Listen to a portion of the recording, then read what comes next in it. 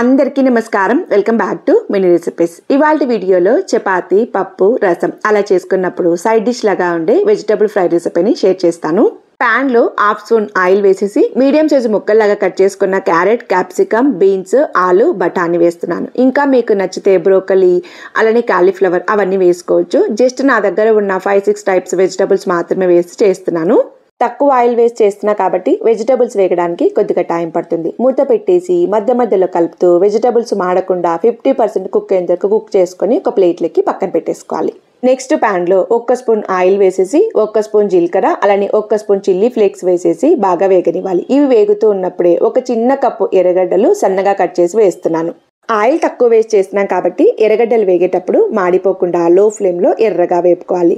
ఇలా ఎర్రగా వేగుతూ ఉన్నప్పుడే రుచికి సరిపడా ఉప్పు, కారం, ధనియాల పొడి, గరం మసాలా, ముందుగానే వేయించి పెట్టుకున్న వెజిటబుల్స్ కూడా వేసేసి బాగా వేగనివ్వాలి.